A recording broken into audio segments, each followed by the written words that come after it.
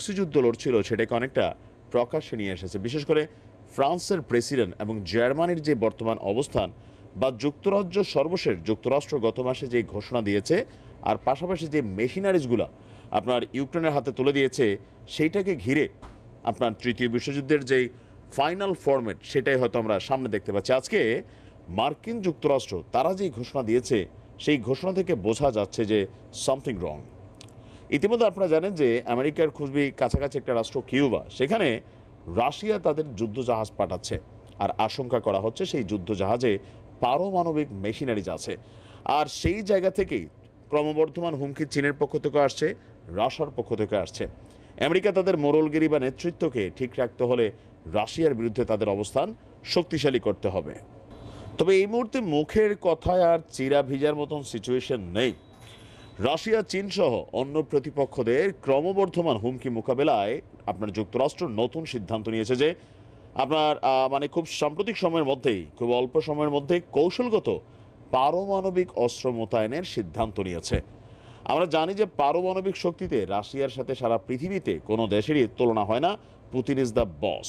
White হাউসের পক্ষ থেকে আপনার এই বার্তা সামনে এলো। দেশটির আর্মস কন্ট্রোল অ্যাসোসিয়েশন আয়োজিত এক অনুষ্ঠানে জাতীয় নিরাপত্তা পরিষদের অস্ত্র নিয়ন্ত্রণ বিষয়ক শীর্ষ কর্মকর্তা প্রণয় ভাদ্দি আপনার আমেরিকার নীতিগত এই অবস্থানের কথা তুলে ধরেছেন।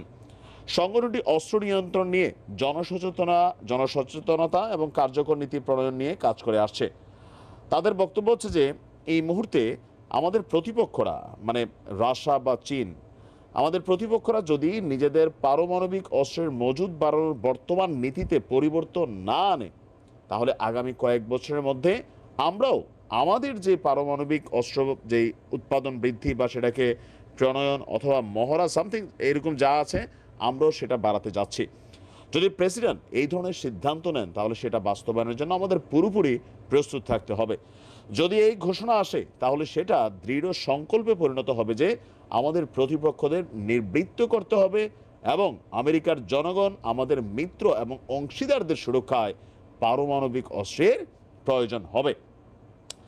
রাশিয়ার সাথে 2010 সালে সম্পাদিত নিউ স্টার্ট চুক্তি অনুযায়ী যুক্তরাষ্ট্র বর্তমানে সর্বোচ্চ 1550টি কৌশলগত পারমাণবিক অস্ত্র মোতায়েন করতে পারে। যদিও যুদ্ধে ইউক্রেনকে সহায়তা দেওয়ার অভিযোগে গত বছর রাশিয়া এই চুক্তি থেকে নিজেদেরকে সরিয়ে নিয়েছিল। আর এই মস্কোর এই সিদ্ধান্তে অনেকটা বিপাকে পড়েছে মার্কিন যুক্তরাষ্ট্র। জাতীয় নিরাপত্তার উপদেষ্টা জ্যাক সুলিভান তিনি বলছেন, রাশিয়া এবং চীনের অস্ত্রের হুমকি মোকাবেলায় যুক্তরাষ্ট্রের পারমাণবিক অস্ত্র মোতায়েন এটাও একটা সিদ্ধান্তের দিকে আসতে যাচ্ছে।